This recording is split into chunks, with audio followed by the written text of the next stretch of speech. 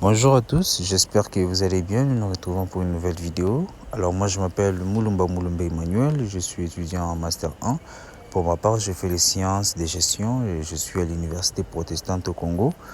Aujourd'hui, dans le cours d'épistémologie qui est donné par le professeur Bakingela, nous avons un sujet très important pour vous expliquer qu'est-ce que l'épistémologie et comment, grâce à un sujet, nous pouvons développer les approches déductives, les approches inductives et les approches d'abdition. Et nous allons voir quelle méthode utiliser par rapport à notre sujet et nous allons aussi générer quelques exemples et vous fournir aussi des photos pour avoir plus des références et des explications concrètes.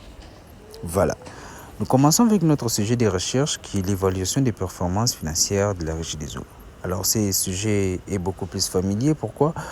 Parce que c'est un sujet que j'ai eu à défendre durant mon mémoire. Voilà pourquoi j'ai choisi ce sujet pour avoir des idées claires et puis avoir des références aussi. Cela me permet aussi de bien vous expliquer. Comme ça, nous allons comprendre ensemble et puis analyser ensemble ce qu'est les cours d'épistémologie et les sujets que j'ai à développer, les méthodes, tout ça. Voilà. La performance financière de la Régie des eaux, vous savez tous que la Régie des eaux, c'est une société anonyme, c'est-à-dire que c'est une société où il y a des actionnaires, qui est la principale entreprise qui fournit de l'eau potable en RDC, en République démocratique du Congo, a longtemps été un sujet d'intérêt pour les analystes et les chercheurs sur plusieurs aspects techniques, stratégiques, etc.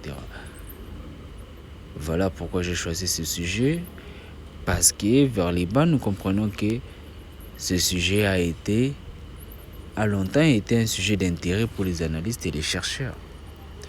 Pourquoi les chercheurs et les analystes ? Parce que déjà, c'est une entreprise de l'État et nous devons mener plus de recherches parce que nous comprenons que les entreprises de l'État font souvent faillite, ont souvent des problèmes de gestion, souvent des problèmes de rentabilité, de performance aussi. Voilà pourquoi je préférais développer ce sujet pour mieux comprendre ce qui se passe au sein des entreprises de l'État. J'ai formulé ma question de recherche qui dit quels sont les principaux indicateurs de la performance qui influencent la structure financière de la Régie des eaux.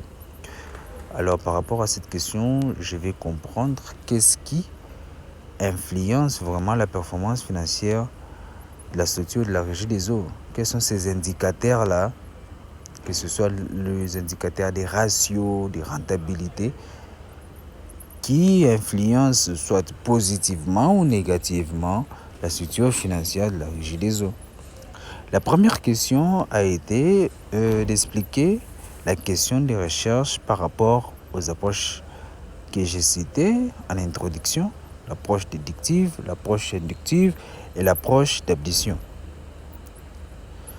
Alors nous allons attaquer la première approche qui est l'approche déductive. C'est quoi une approche déductive ?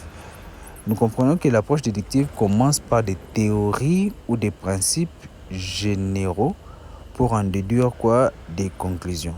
Et c'est là, en partant du général au particulier. Vous verrez qu'il y a des différences ou des petites similitudes avec d'autres approches.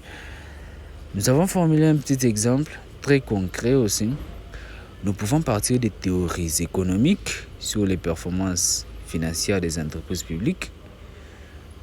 Un exemple, on peut appliquer les modèles de rentabilité pour évaluer la performance de la Régie des eaux. En fait, la rentabilité, c'est pour voir si cette entreprise est performante ou pas, voir ce qu'elle a réalisé comme bénéfice.